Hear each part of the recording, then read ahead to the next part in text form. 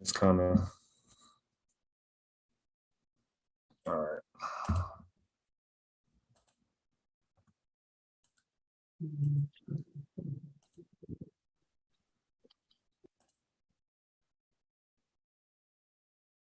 It's on you.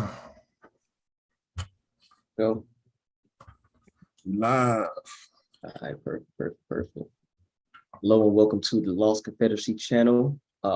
This is, we're in week 12 now, almost the end of this week's third fiscal quarter. And here's always, we focus more so on that first letter in the acronym APOW, which is American. Going to do some things a little different. Get a little feedback. Let's see here. That's probably me. Let me mute. Okay. This here. So today we're just going to start off with just reiterating what we kind of highlighted last week in regards to, you know, the Oath Keepers, them openly coming out and just showing that, you know, not only your police officers, politicians, judges, they're all pretty much infiltrated. They all have members of the militia groups. This one in particular, the Oath Keepers. But again, this is just one of many. So again, just to kind of drill that home, just going to play this short clip, about 5 minutes, to again just show that proof of claim. Membership list from a year ago, which finds there were hundreds of names on it of current or former elected official, law enforcement officers, and members of the military. The Oath Keepers are a far-right militia group, multiple members of which stormed the United States Capitol during the insurrection and that attack on January 6th. For more on this new report, CEO and National Director of the Anti-Defamation League, Jonathan Greenblatt, joins us now. Jonathan, thanks for being with us. So take us through the report that you all did, how you got your hands on the list, and what were some of the more troubling aspects of what you found? Sure. Thank you for having me this morning, Willie. And I will tell you, this is a chilling report, the likes of which we've never released before. Last September, ADL analysts were able to get our hands on a data leak of the Oath Keepers membership rolls. There were 38,000 names that were essentially pulled from their records and put out in the open. Our analysts pulled down the information before the Oath Keepers could pull it back.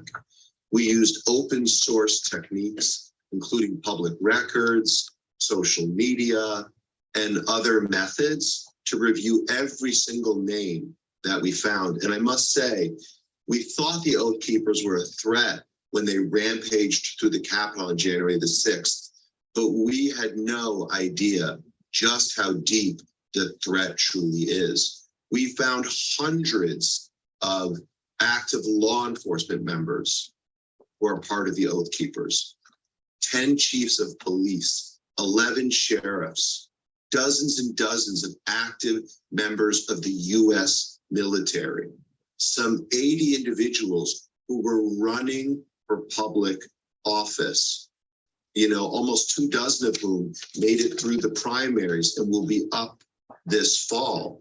And look, you might not know all of these names. Many people might know Arizona State Senator Wendy Rogers, who still months after the terror attack at the Capitol proudly proclaimed that she was an oath keeper and supported the group. But I'm talking about a county commissioner in Nevada, a town justice in New York, a firearms instructor in Pittsburgh, a pastor in North Carolina, and it goes on and on and on. These are individuals with access and influence. These are individuals with resources and training. And these are individuals who have shown us they are willing to commit acts of sedition and violence against the US government. Jonathan, are you surprised at the extent of the membership of the Oath Keepers and other far-right groups who apparently, or maybe they do know, that the underpinnings of the philosophy of these groups are rooted in race and religion? In other words, they're against anybody who isn't white. And Jewish people obviously have a target on their backs based upon their philosophies. Does this surprise you at all that their membership is so diverse in a sense? It somewhat does. I mean, look, right-wing extremism is the spectrum. We know that, Mike. And so there are white supremacists, there are sovereign citizens, and indeed, there are these armed militia groups. We know organizations like the Proud Boys. You know, Tario, the head of it, is Hispanic. And indeed, there is some diversity among the Oath Keepers. But I think what's more frightening is the fact that they, for a long time, have prioritized recruiting active and retired law enforcement and military. We thought, Mike, they weren't being successful. We were wrong.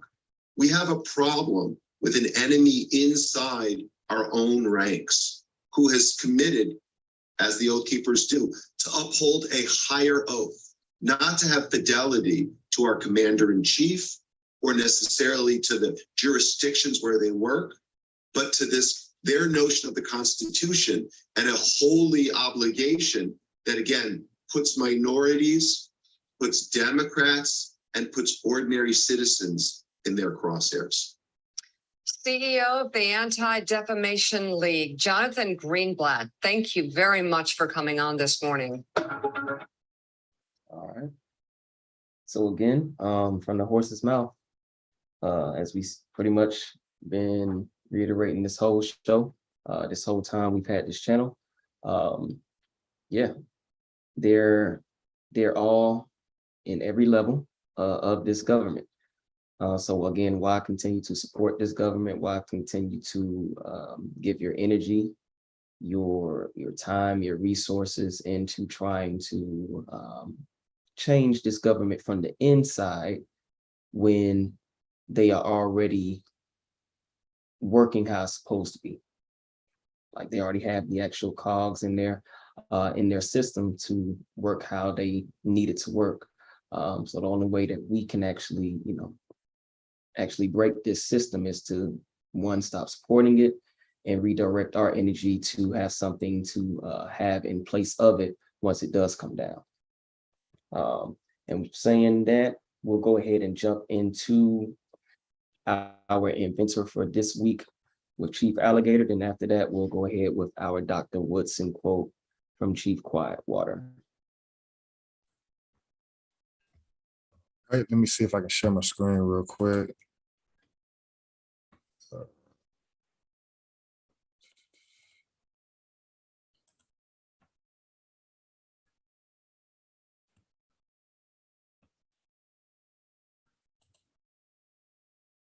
Okay. Can y'all see?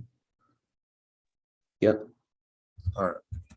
So today's American inventor is going to be W.J. Ballow. He invented the combined hat rack and table. Patent number 601422. March 29th, 1898. He resided in Smith County, Tennessee, and his invention made improvements to hat racks, which is going to be figure 1 right here. Ironing table, figure 2. Lamp or candle stand, figure 3. And a vertical version of the stand is shown in figure 4. So this is a portable. He made a portable invention, and this assembled can be assembled 4 different ways. And we do not have a birth date or a death date for this gentleman. The family or our group doesn't receive any percentage of income from this invention. But yeah, Mr. W.J. Ballow. He is the inventor of the hat rack, ironing board, lampstand, and vertical lampstand. That's this week's inventor. Thank you, Chief Alligator. And next we'll have Chief Quietwater with this week's Dr. Woodson quote. Now go ahead and pull up that overview. I got it here. Got it there, okay. Yeah. So number one, I'm sorry, I'm going to do quote number one, actually. Philosophers have long conceded, however, that every man has 2 educators, that which is given him and that which he gives himself. Of the 2 kinds, that latter is by far more desirable. So basically, it's the way that I take it is that you can be fed information, or you can go and get the information and study and learn yourself, which is something that we have proven that we don't do since we've been doing this, these Sunday meetings, and you know, just learning through the process is a lot of information that we've been told that has not been true. So I think number one definitely resonates with us as a group. Absolutely, absolutely. And great quote for this week. And without further ado, we'll go ahead and continue within the hearings. Last time we left off with this senior counselor, Stephen Breetham, and then looks like we're going to be jumping into the Friedman portion of this hearing. Both Chickasaw citizens and, like me, non-citizens. It invests in communities throughout its reservation, Oklahoma, and the region. It is dynamic and its work is ongoing. It remains committed to this rebuilding effort, and it engages in it consistent with the law and its people's right to sovereign self-determination. Thank you for the opportunity to speak to you today, and thank you for the opportunity to start a conversation. Thank you very much. Ms. Van, please proceed with your testimony. Greetings, Chairman Schatz, Vice Chair Murkowski, and distinguished members of the committee. Thank you for giving me this opportunity to be a hearing witness. I am Marilyn Van, President of the Descendants of Friedman of the 5 Tribes Association. I'm a Cherokee citizen and a Friedman descendant. We support enforcement of 1866 treaty rights of Friedman descendants. The tribes allied with the Confederate States to protect Black chattel slavery. The 1866 treaties granted the Creek, Cherokee, and Seminole free and enslaved peoples and their descendants tribal citizenship rights. Choctaw freedmen were eventually adopted in 1885. Chickasaw freedmen were not members of the tribe at the time of the Dawes enrollment as per the federal courts. Many descendants today need services the same as their by-blood relatives. Poverty began of the freedmen during slavery. Later freedmen suffered from rape massacres, segregation, and redlining. Freedmen descendants disenrollment began in 1979. The freedmen, members of the tribes that were disenrolled, were not allowed to vote on the disenrollments or only in nominal numbers. Currently, only Cherokee Nation works to fulfill its treaty obligations to freedmen. As a result of past and current systemic racism, descendants need help of the senators. Some that need help include Creek Freedman descendant, Mr. Lovett of Okmulgee, a senior citizen on disability. He needs rental assistance.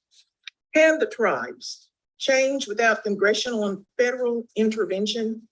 History says no. Cherokee Nation only came into compliance in 2017 after federal court decisions in Cherokee Nation v. Nash and Van and passage of Friedman protective language in the 2008 Naacp Reauthorization Act.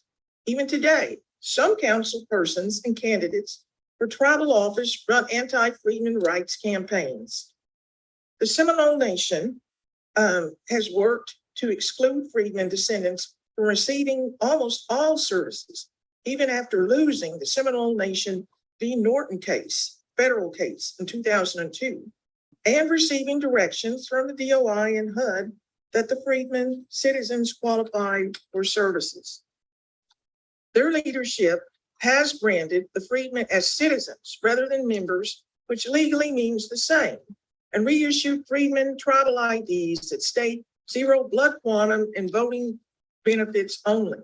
The Seminole tribal government has told other tribal nations and federal agencies the Friedman citizens do not qualify for services. In October 2021, Seminole Friedman began receiving medical services after the IHS sent orders to all chiefs and tribally operated health units that the Friedman citizens qualify for the health services. This came after my visits to the Rockville IHS headquarters with Seminole Councilwoman Sampson, who is here today, requesting urgent help. The Friedman elders dying from COVID-19, such as Mr. Thomas, whose wife was on the council, was covered by the national press when tribal and IHS COVID vaccines were denied to Seminole Friedman tribal citizens, but given to other members of the tribe. The Muskogee Creek Nation stresses the validity of Article 3 of its 1866 treaty, which confirmed the reservation, Seamagurt v. Oklahoma, but is silent on Article 2 of the same treaty that granted the enslaved people and their descendants the right to share in the national funds and all the rights of Indians. Article 2.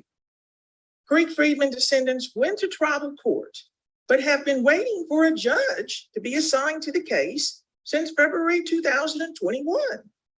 The Creek Nation issued $4,500 checks from COVID-19 funds to each by-blood citizens. Not a nickel went to the Creek Friedman, a clear violation of that treaty. By the way, the Seminole Nation leadership denied the Friedman citizens its share of the COVID funds as well. This committee can assist the Friedmen. Here are some suggestions. We ask Congress to write legislation that includes Friedman descendants in appropriations, new programs, reauthorization of old programs or entitlements that benefit the nations. This must be done by congressional language. The DOI can register Friedman descendants, giving those that provide proof of descendancy of a Dawes enrollee a letter confirming the person is a treaty heir who qualifies for federal services. We request field hearings or local listening sessions to be held in Oklahoma by members and staff of the Senate Committee on Indian Affairs, so more voices can be heard. We ask for investigations of CRS reports on the Friedman Treaty issues. These do not equate citizenship, but would be a start. Thank you, Chairman. Thank all of our testifiers.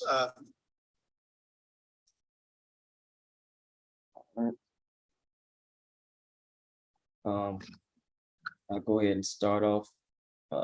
First thing that kind of stood out to me was her saying that the tribes allied with Confederate states. We pretty much heard this this narrative be spoken by all of the members on this panel within the hearing. The document says that, these were pretend confederacies. So I guess my question would be, you're saying one thing, but your actual legal or lawful documents are saying another thing. There weren't Confederate states. We saw that within the Amnesty Proclamation. We saw that within, I believe we even saw that within the Emancipation Proclamation. but I know we at least saw it within 5 documents that we've pretty much read over throughout the few coming weeks, pretty much. And then my question would be, if we know that these are pretend confederacies, my question would be, who are they pretending to be? These, Europeans, these US citizens, they were pretending to be the Americans. And pretty much I can go ahead and cite to the Constitution that would pretty much go ahead and display that. Let me take a look here. And yeah, I'll definitely go ahead and pull that up as well. Let me move this out the way. But here, Article 1, Section 10 clearly states that no state shall enter into any treaty, alliance, or confederation. Let me blow that up a little bit as well. So her initial statement just said that the Allied pretty much nations were pretty much allies with these Confederate states. But this government's own legal document, in which everything is founded upon, clearly states that no state shall enter into any confederacy. That's the whole point of why they said pretend confederacy, because they had already agreed that they could not join with the Americans in regards to this. And let me also go ahead and pull up that Amnesty Proclamation in addition with that Friedman's Bureau. Because again, folks, we just highlighting the continued lies that are, again, just being reiterated by everyone. They're sticking to code, even people that look like yourself and myself, they're sticking to code. So again, we have to pretty much stick to our own code and continue to call them out on this BS. So let me pull up the... If you don't have it available, I can pull it up because I just pulled it up on my end. Do you have it? Yeah, I just pulled it up. Okay, cool. If you have the Friedman's one though, you can definitely pull that up. That way we can kind of jump to it a little quicker. Okay. All right, perfect. So this Amnesty Proclamation, again, highlights that pretend confederacy language. And now I'll go ahead, do a quick little fast find. All right, perfect. So in the first, I guess you could say, article or declaration, it states here, all who are or shall have been pretended civil or diplomatic officers or otherwise domestic or foreign agents of the pretended Confederate government. So again, why is Miss Mary Van, I believe, stating that these Confederate states allied with these nations? One, that would be false because they weren't the Confederate states. They weren't a confederacy at all. Again, this is coming from the commander-in-chief at that time, which is President Johnson, Andrew Johnson. Chief Quietwater, do you have that Freedmen's Bureau Act pulled up? And again, this is not just the only time this has been stated as far as them being a pretend Confederate government. They mentioned it multiple times within this one document, but multiple. Oh, wait a minute. I'm other sorry. documents as well. Were you finished with that one? Yeah. Okay, here we go. Mhm. Perfect.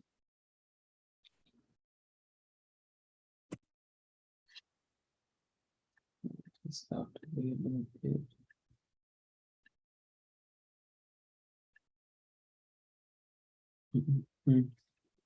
And if you do like Control F and just type in pretend Confederacy, it should populate as well.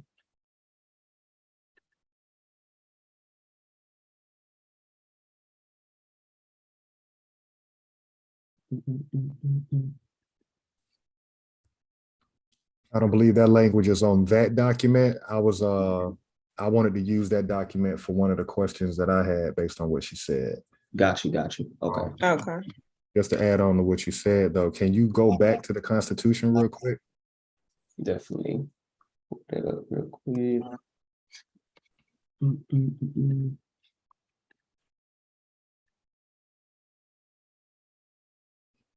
And the only reason we want to go back to the Constitution is based on the timeline. So you can't run it on us because everything's in order. So anything outside of order, it sticks out like a red thumb.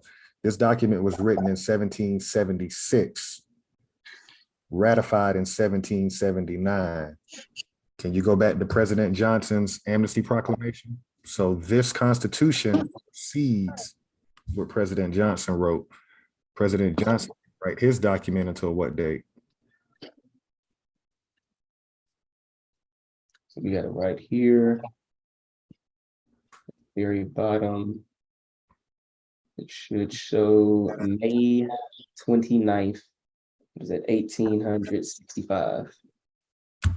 Okay. So Constitution was written first. This president comes back a little over 100 years later, and he declares it to be a fake Confederacy. And that's prior to the 1866 Indian Treaty, which are what they're referring to in this hearing. Correct. Correct. You can keep building on your points. I just wanted to add that point. Got you. Got you. Let me see here.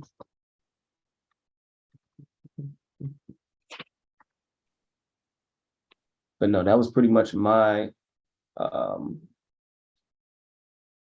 my takeaway from that beginning part. She also mentioned, you know, DOI. I believe we kind of looked it up before. Department of, it was either implementation or interior. Interior, I think, Department of Interior. Again, just having to show that they need to go to another government. In this case, she's talking about, you know, the rights of the freedmen. She was also discussing how they were said that they would be able to share the funds. I know when we looked into the Chickasaw and Choctaw 1866 treaty, they specifically said that no, you know, African descent, no freedmen were able to actually share in those funds. So that we have something that we would need to look into. But all in all, again, kind of as we just, you know, play devil's advocate, none of this stuff is legit or valid, because what war even caused these people to be in this territory known as Oklahoma?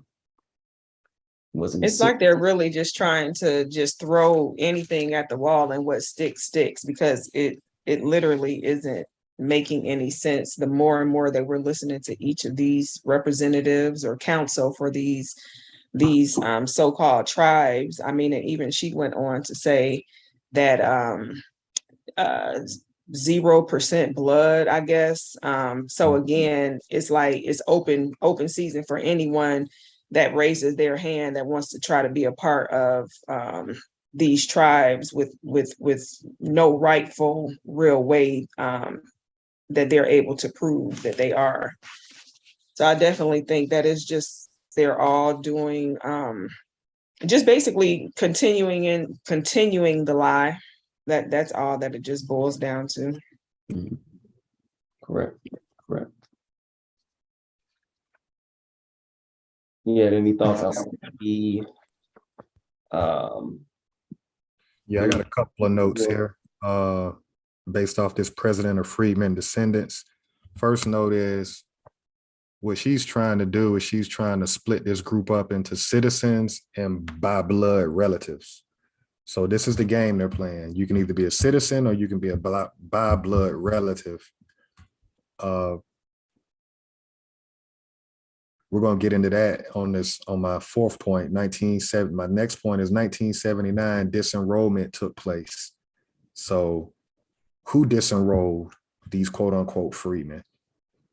But to answer that question, we got to get to the most important point that I heard. That the most important point that I'm coming up with based off what she said with all her lies is, let's find out who the freedmen are. So if you go to that Freedmen's Bureau Act, we need to find out who are the freedmen, because this is the president of freedmen descendants. And she claims to be representing freedmen.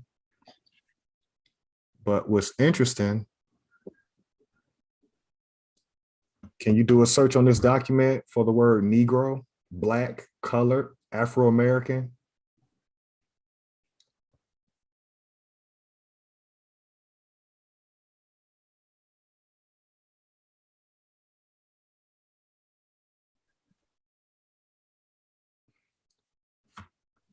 So why are we assuming that we are freedmen? Mhm. Nothing in this document points to the people that we've seen in these documents. We've seen Negro in the 1866 Indian Treaty, and we've also seen African descent person, right? Mhm. But you're telling us, you got a melanated woman telling us that she represents freedmen, and she's trying to make it seem like they're us, but based on this document, it doesn't spell out that this act was for us. Are y'all in agreement with that? Oh, yeah. Agreed, yes. Now, if we do look at this first paragraph, that sentence right after the first comma in the first sentence where it says that there is hereby established in the War Department. So what we got to understand is the people who are coming up under this act are coming through the War Department to continue during the present war of rebellion. Who's rebelling? Right. And for 1 year thereafter, a Bureau of Refugees. So they got a War Department, then they got a Bureau of Refugees. Freedmen and abandoned lands to which shall be committed as hereinafter provided the supervision and management of all abandoned lands and the control of all subjects relating to refugees and freedmen from rebel states. But your president says it's a fake Confederacy. Mhm. So who is this refugee and who is this freedman? Let's go back to the Constitution real quick. If we can go back to the Constitution real quick to the 13th Amendment. Because what we're doing is we're assuming that these documents and in this timeline that they reconstructed, this lie that they've taught us in school, we're assuming that it applies to us, but they're very accurate when they account for who's who. Correct. If they want to account for the Negro, they use the word Negro. I also think as we get deeper and further along with these documents, they did kind of get a little sloppy with their language, which made it a little harder to cover up their lies. Like you said, Negro is not in that document. African American is not in that document. So I think that they just got a little bit more sloppier with the way that they tried to lie, basically. And shoot, I would say even look at this date.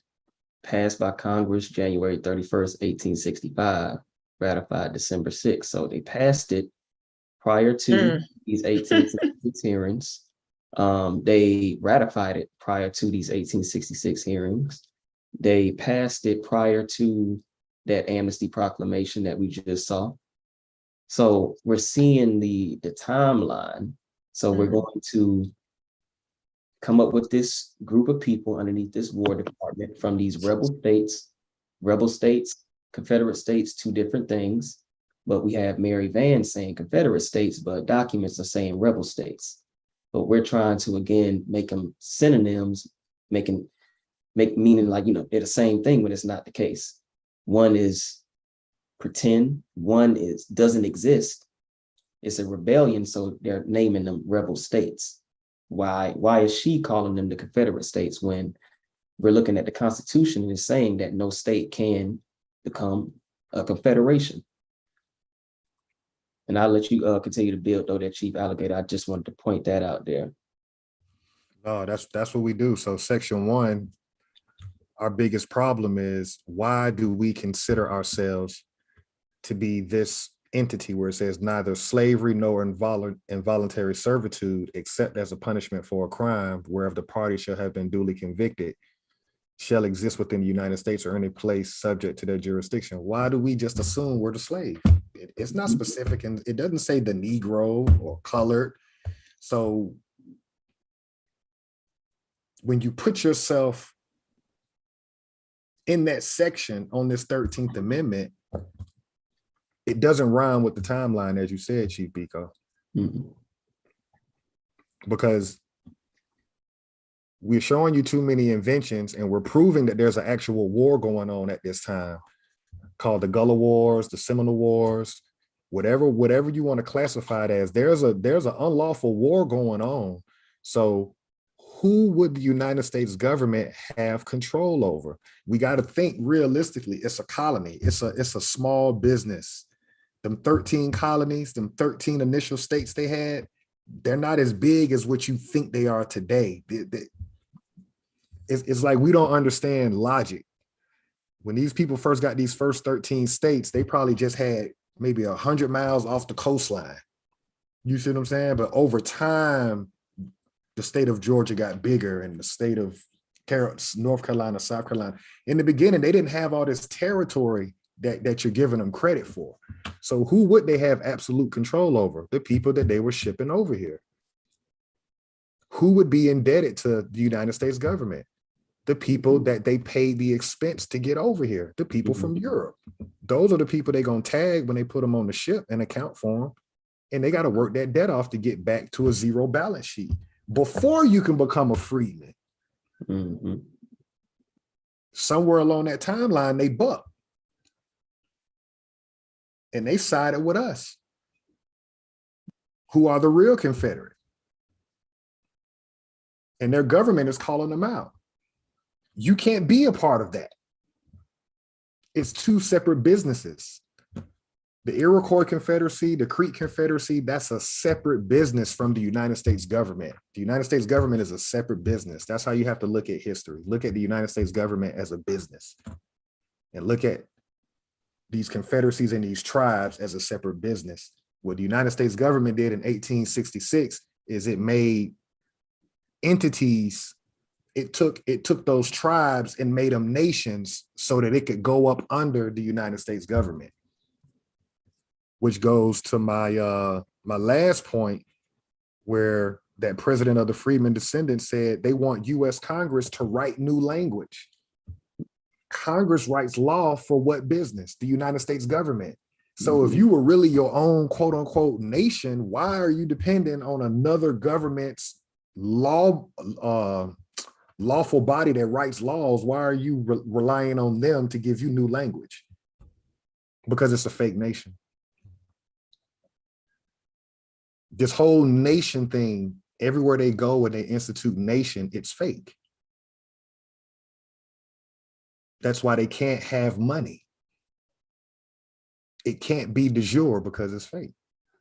We're so far out to lunch, we don't get that. Dealing with make-believe entities where, again, attaching things that are, you would call like the natural being, to these terms that are just made up. We do it all the time with, U.S. citizen and American, thinking those are the same thing. We even do it in this document, slave, attaching people that look like us to mean that specific term. So that's a great point. Just wanted to kind of look at this next amendment and just, let's just take a look at these dates. Because in this next amendment, these are all pretty much what we would call, or what's considered, the Reconstruction amendments. So what the 13th, 14th, and 15th Amendment will all be pretty much considered Reconstruction amendments. So we see here passed June 13th, 1866, ratified July 9th, 1868. Then we also see here in this section the mentioning of Indians. The mention of Indians. So I just want to show this document because it's a treaty with the Choctaw and Chickasaw. Make sure I pull it up here. We take a look at this. So we see that this was, we're just going off the same type of thing, passed by Congress on, April 28th, 1866. That Amendment 14 was passed by Congress June 13th, 1866. This was ratified June 28th, 1866, and then just proclaimed June 10th, 1866. While that 14th Amendment was ratified July 9th, 1868. So we're looking at the timeline of how they're just piecing things together, coming up with these different terms, Indians, what is this, Negro, and we already highlighted how they were able to just adopt anybody to become a part of said nation. So what we're doing right now is just painting a picture of how pretty much these 3 amendments, how they're trying to make them so broad where they can just put anybody within them. And then we're going to teach a story in these schools, aka brainwashing camps, to make you fit a particular character within the story. That's all that is all that is going on right now. Can you go back to the Freedmen's Bureau Act real quick? Yeah. I believe that's 1865, correct? Pull it up here. I think this is here. Yep, March 3rd, 1865. So these Europeans came up under the War Department for rebelling against their government, the United States government. And now, based on these testimonies in these hearings, the United States government is going to say, hey, take our prisoners of war that rebelled, right? Because they created a Bureau of Refugees within the War Department of the United States government, sent these people out into Indian territory and basically told that 15,000, that small group that they were able to push west of the Mississippi, hey, you adopt these prisoners of war into your new nation. Mm-hmm. Now, 150 years later, you got these people who were adopted in some kind of way, their citizenship supersedes blood relative. Mm-hmm. So what we're saying is the freedmen are the European that rebelled against their own government during the Seminole Wars. Those people were put up under the War Department, under the Bureau of Refugees, and they were sent west of the Mississippi River. And they were adopted into these fake nations. We can call them fake nations because this land didn't have nations. Tribes made up confederacies. So the fact that it has to be a nation because it has to be a corporate fiction. That's the only way it can communicate with the United States government, because they're make-believe governments. So I think we tied this in pretty well. I think there's some other language in here about 40 acres and a mule in this document as well, correct? I know it's in the Special Order 15. Yes, let me see. I think they do speak on certain acres. Yes. Yeah, 40 acres. More than 40 acres of such land. Right. So we got 2 different documents talking about 40 acres. You got General Sherman in the what we know now as Georgia area. Again, a general can't give you anything, but he was talking about 40 acres. And then you got this document talking about 40 acres. But what we know is who actually got the land, the Europeans. Mm-hmm. And then they got even more land through the Homestead Act. Correct. 100 up to 160 acres. To 160. So yes, again, just the optics of everything. Let's get a, what appears to be, let's get a Black woman to speak on behalf of, the freedmen, even though we know from our documents, the freedman is the European. But just to continue with our narrative, let's make sure we put a Black woman in front of you all for this hearing. That way you can connect, say, okay, she's speaking on behalf of us, when in actuality, she's not. In actuality, she's not. And it's pretty much fast forward to today, how, at first the minorities were us Americans. Now it's under the umbrella of so many different other groups of people. And now typically the spokesperson or the spokespeople for the minorities right now on this land is the LGBTQ community. So it's the same story. Really, nothing has changed. Correct. All just umbrella titles, pretty much. We're gonna actually, since we have some more time, kind of see where else we can get to. See who's next here. Really extraordinary testimony, all of you deeply professional, deeply knowledgeable, obviously not in agreement. some intense frustration expressed. I respect that. These issues, as I said before, are foundational to people's identity, to communities, to tribal identity. And so I just wanted to acknowledge the professionalism with which you all delivered your testimony. I'll start with Mr. Newland. I understand the department is currently gathering data related to Friedman eligibility for certain federal benefits. Can you just talk a little bit more about what's going on in that process and how it's coming along? Thanks, Mr. Chairman. So as I mentioned in my testimony, we had conducted consultation, formal government to government consultation with 5 tribes back in February. We received, in addition to sitting down and having a conversation on some of these same issues, we received comments. And the question was whether to admit non-tribal member Friedman descendants as students at Haskell and SIPI. One of the challenges with that is that the BI is not currently set up in a way where we have the capacity to make determinations about who would and would not be eligible. We typically rely upon tribal governments for membership and citizenship questions. And so we haven't yet decided on definitively on a course of action coming out of that consultation, but those are some of the issues that we were considering. So I'm sort of assuming you can't answer this question, but based on the data that you're gathering so far, do we have a ballpark number of how many Friedman descendants have equities across the 5 tribes? I don't have that number, Mr. Chairman. Thank you.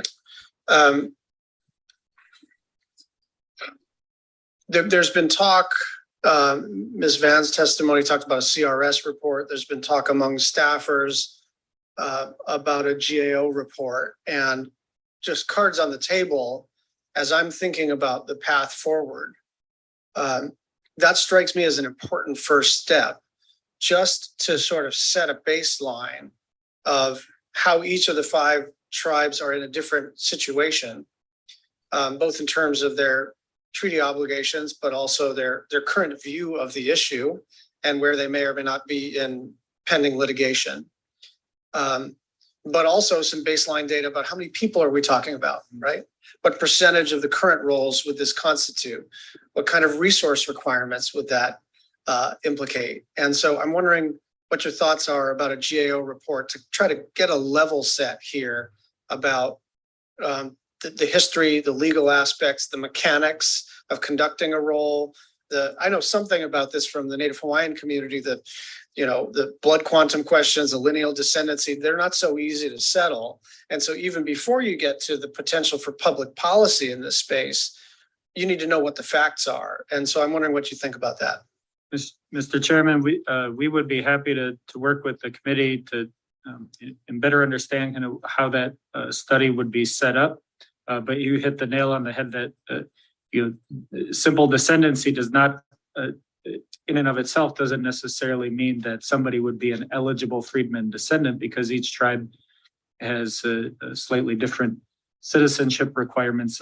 And so the short answer to your question is we'd be happy to continue those conversations to look at how we would better define the universe here.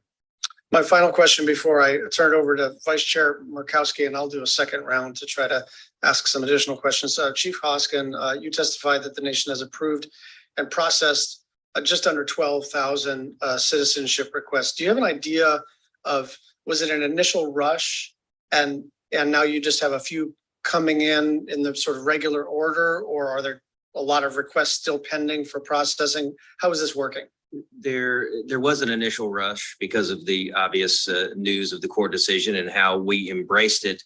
But the number has grown steadily. So when I testified before a House committee earlier this year, we were somewhere in the neighborhood of the 8,000 range. And so that gives you an idea. Now we're closing in on 12,000. Now we are the largest tribe by population in the United States, coming on to 440,000 citizens in that neighborhood.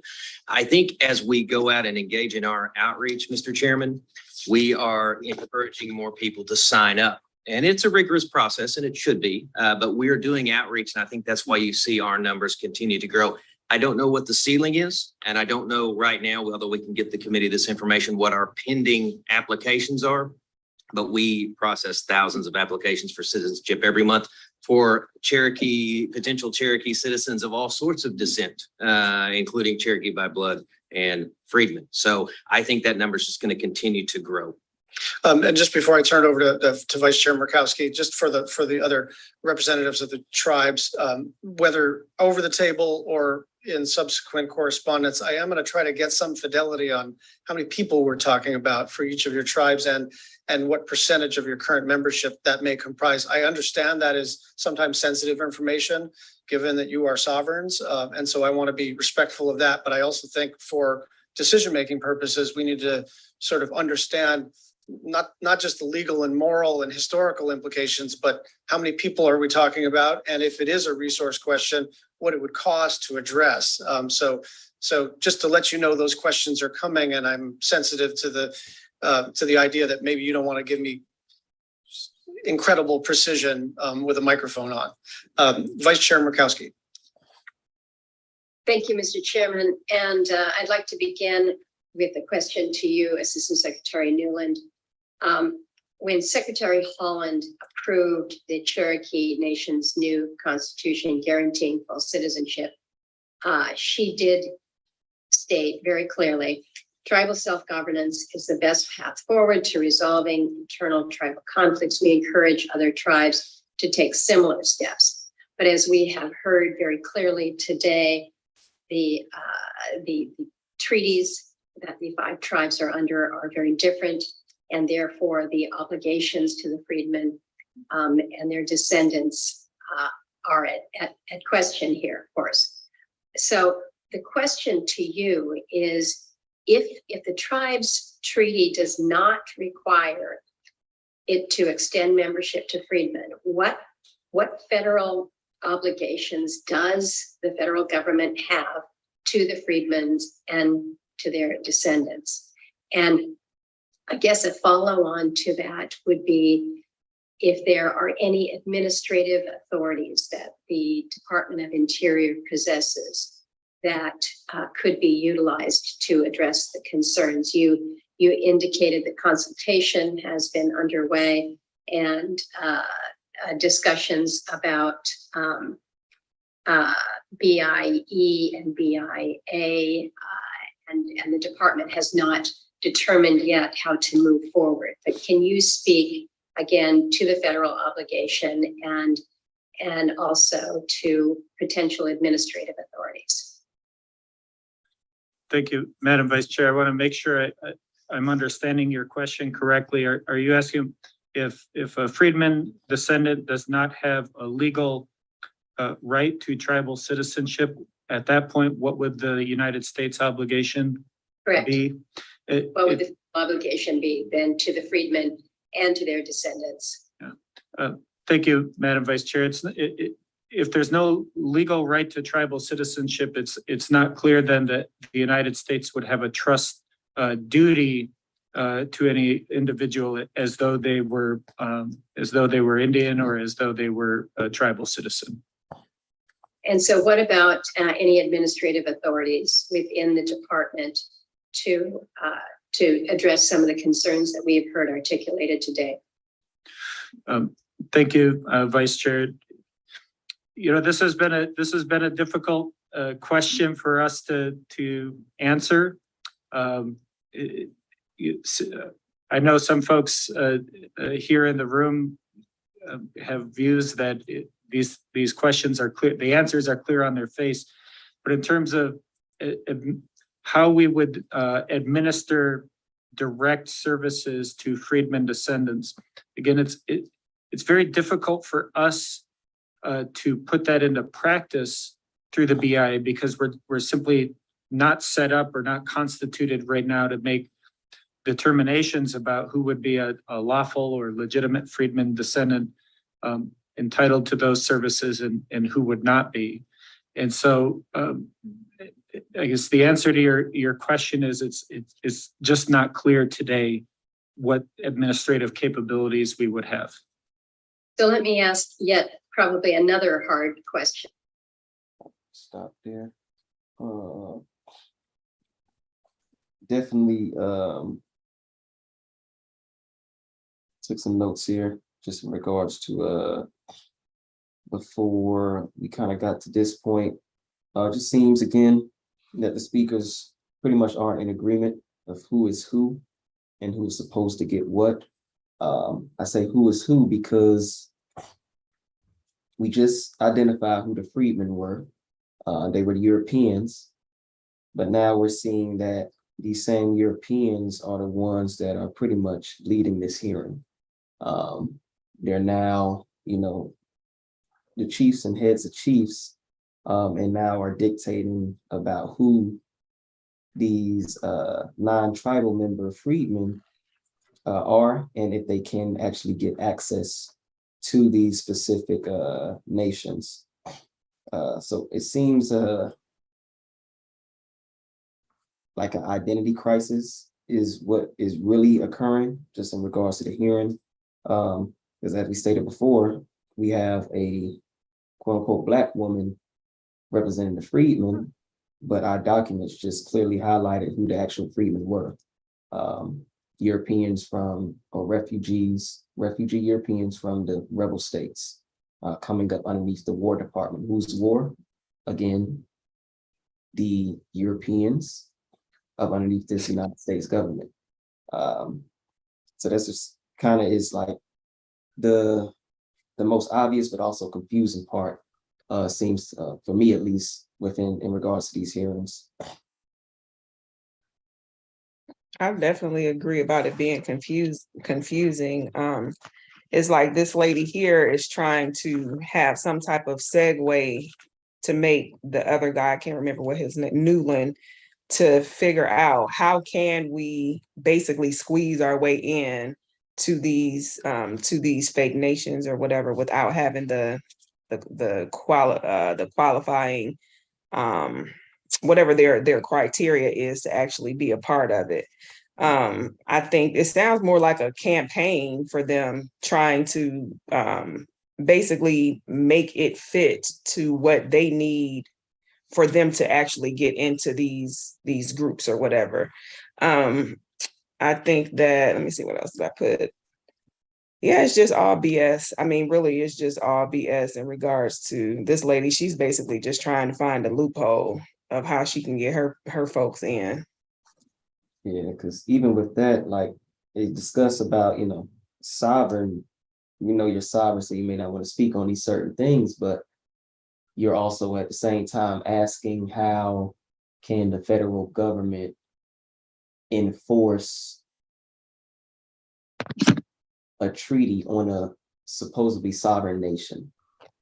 Yeah. So, you see what I'm saying? Like you're asking, if they're sovereign, they're supposed to have absolute power to dictate right. what they want to do in that nation. But you're saying, okay, and that's the question that she seems to be asking that chief, what are some steps that the federal government can do to make sure that these non-tribal member freedmen can be implemented? And they really can't do anything. I mean, they're probably just going to rewrite some of the language to make it work in their favor. And that's what kind of stood out to me with that Cherokee chief, because he even stated that the potential of all sorts of descendants. So again, just kind of reiterating back to that point of adoption. He read off some numbers, 8,000, and now it's close to that 12,000 mark. But he definitely said that we would be able to, take on other, descendants as well, other sorts of descendants, and he kind of referenced, whether it be blood or, just citizenship. Right. So just pretty much now it's a club. Exactly. Of it actually being traced back to actual lineage. Mm-hmm.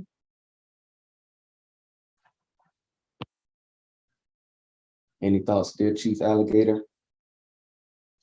Yeah, y'all hit on a lot of the points that I had written down. The gentleman that this lady is speaking to, his title is the Assistant Secretary of the Bureau of Indian Affairs. So he's speaking on behalf of entity that the US government created. Yeah.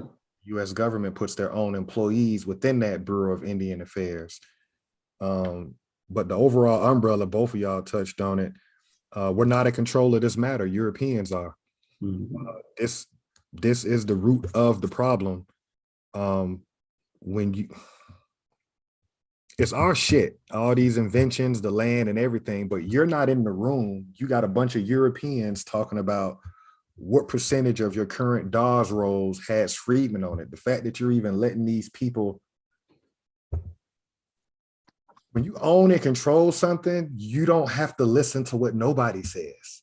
And it's just weird how it's our shit, but we got people who come from nothing playing this game with us as if they're managing our lives.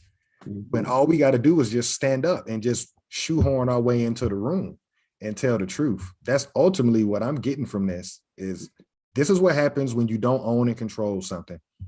People can play games with you, and people, they're playing games with our group of people. They're masquerading around with your name. They're making percentages of income off your inventions, and they're reaping percentages of income off the resources that come out of your land. That's what it's going to take for us to realize that. I don't know. But that's what I'm seeing. Lack of power, because you are the owner.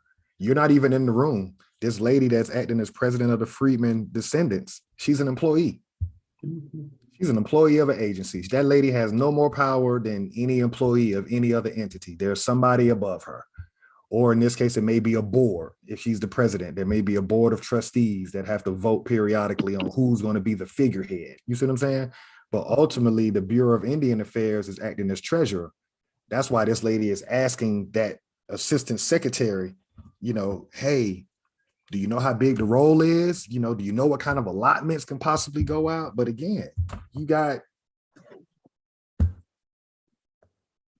only way out of this, man, is just to wreck shop. You got to just force your way into the room, because they're basically playing with us right now. You got Europeans in here that were adopted into these fake nations, and they're sitting over here talking around us.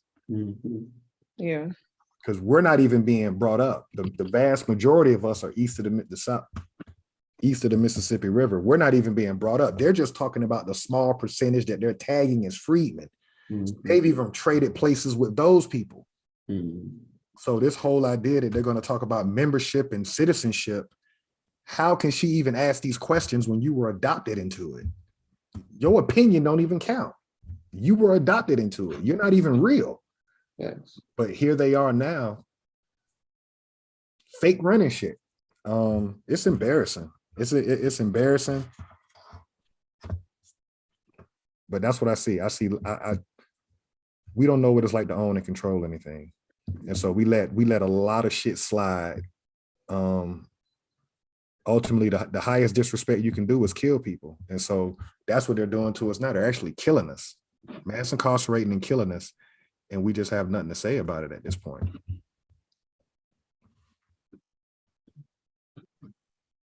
Agreed. I think that's a drop the mic moment right there. Because people masquerading as us, again, talking around us, but not addressing who we are, especially in regards to this equation, basically.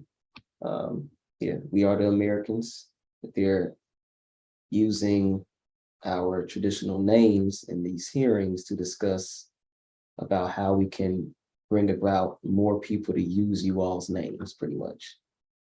We have enough funding, different resources, and Chief Alligator stated, you can hear everybody's an employee.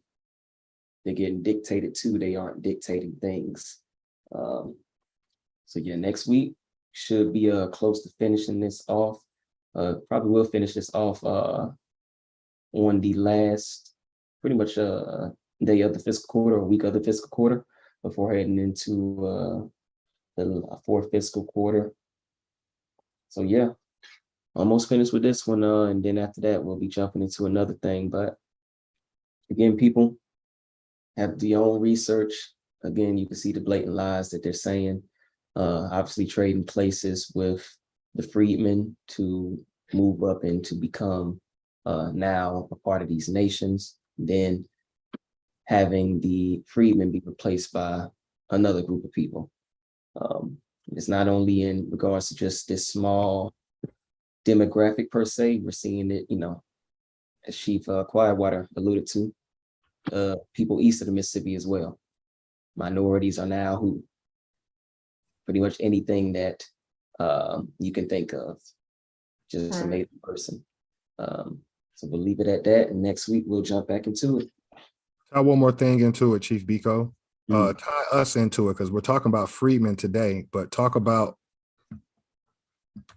people, the prisoners of war, the people that were declassified from Cherokee, Choctaw, Chickasaw, Creek. This group of people, let's put the 5 tribes aside for a second. We rely on another group of people to tell us what law is going to be. Correct. That's a problem. The fact that you're waiting on European employees of the United States government. Oh, some legislation just came out. We can't even understand that you can create your own. Right. You can create your own structure, your own policies, your own procedures, and really run shit. But we can't even tap back into we can't tap back into that spirit to understand that it's our shit. Right. You know, you're never going to win when you're relying on somebody else to create the structure for you. Correct. Whether it's reparations or, like right now, they're talking about, I don't know if y'all paid attention to it, but Trump did a rally last night. He's talking about, if he becomes president, giving more money to police. So it really boils down to, we don't know the difference between reform and revolution. Correct. Reform is trying to get along at your job. Right. You don't get fired. I done been written up, I done been suspended. All right, let me bring my ass in on time. So let me reform. Revolution is, I'm gonna create my own shit and do what the fuck I want to do. Correct. We're not there mentally. We're not ready to have a revolution. That means that we take their constitution and tear that shit up and be like, no, we're gonna write our own documents. And you know, for some reason we think it's so hard, but as I remember Chief Quietwater saying this very beginning of when we started the actual channel, when we was actually the Militia Act, like we could do the same thing. Yeah. Constitution, it was 36 people that signed it, just the people, those are the people. Why do we think it's something so difficult or so, you know, beyond the scope of, you know, our abilities to actually do? We have so many business owners. It is hard, Chief Biko. You know why it's hard? To be honest with you. What's that? The only reason that we the people or anybody can create their own structure and their own everything, you gotta have wealth. Wealth equals time. It gives you time to think and strategize. You understand? That's the hard part for us. We're not in a position as a group of people to actually take time to come up, to think and grow rich. Our backs, you know what I'm saying? It is hard. It is. When you go wealth, I want you to kind of like put a definition on it, because I don't want the viewer to think wealth is this fiat, because we obviously know that's backed by nothing. It's worthless. It's wealthless. So we come up when you say like wealth, like kind of speak on what you mean by that, like resources. Like we don't have an industry full of farming industry, so we could say, okay, well, we know we have food that we can rely on, so we can actually chill back. We know we have shelter in place if you needed to come and again have that time to think and grow rich. So just kind of wanted you to, what is your definition of that, like wealth? It's not my definition. The definition of wealthy people. We're the largest consumer group under the United States government as citizens. By financial definition, that means we're the poorest group of people because we spend more than we make. So we're just talking financial literacy. Wealth is measured in time. not currency. So you have to look at how much time could go by with nothing coming in. That would allow you to do things that normal people can't do. You see what I'm saying? You become a part of the 10%. What's a good example? Court. You can't go to court without currency. You see what I'm saying? Yeah. And if you don't want to spend your currency, then that means you got to have time on your side to represent yourself. And so our problem is we're financially illiterate. We can't afford to take time to think, to come up with something. You know, we get dictated to by everybody else's rhythm. We don't know how to just disconnect, sit down, put yourself in a position of power. You see what I'm saying? Yeah. And it's weird how that works, because when you really have power, then you don't wield that sword every day. You see what I'm saying? You walk light, but you carry a big stick. You know, you don't want to let people know that the buck stops here. But if it gets put in that position, if you get put in that situation, you can let them know. You know what I'm saying? Yes. And we're completely dependent on this group of people. The fact that you're asking them for reparations.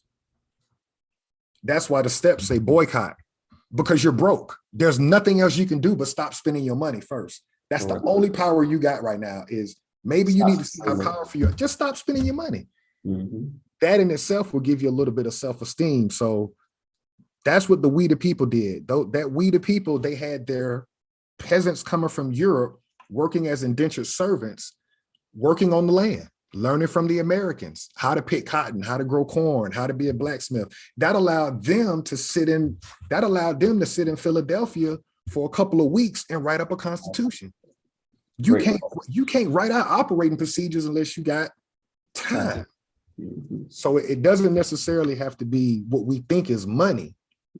It could be popcorn. It doesn't matter what the tangible thing that we're holding in our hand is considered to be money. It's the principle that you have to accumulate enough.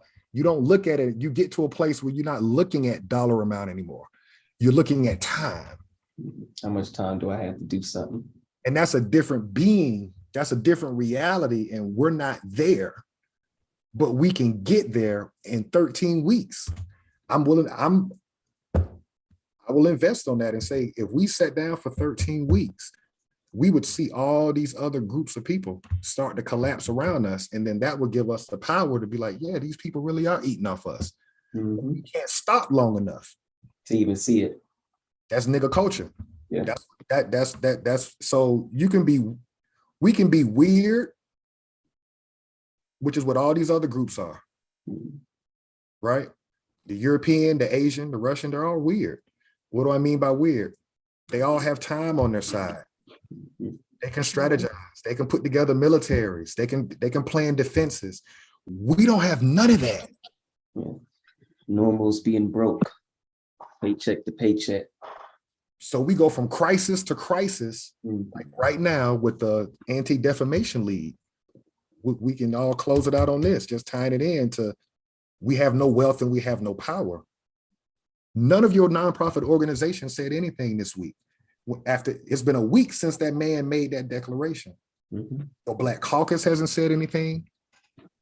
Your Negro League, your Urban League, your NAACP, none of your preachers. I don't care if you're Muslim, Christian, Jewish. Why is nobody saying nothing? And it's sad that the majority of the group of us are not even expecting them to even say anything, or putting that fire behind them. Like, what's up? Like, what's this about? You know what I'm saying? I just, like I said last week, I just think that that particular thing has went over everyone's head. But I'm sure the Congressional Black Caucus, people that know, they know, but they still just remain quiet. And for whatever reason. It's kind of piggyback off of that. And like I said, close it out. Shoot, those are supposed to be our representatives that have the most time to think about these issues. Right. If we're the ones, working can't stop to focus on anything, then they're supposed to be the ones that can. It's supposed to be Like working you for said, us, right? working for us. So having those, okay, well, we need to be writing up something to have for our own. So again, it just shows that mindset as well. They're still employees, Chief Eco. Don't forget that. I'm about to say they're still employees, so it's like, okay, we can give you busy work too. Or just have you focus on anything besides what needs to be focused on. It's about benefits and their income and their salary. So if we compare the We the People to our Black Caucus, that's a different group. That We the People were wealthy. Right. That's why those initial people got hundreds of acres of land.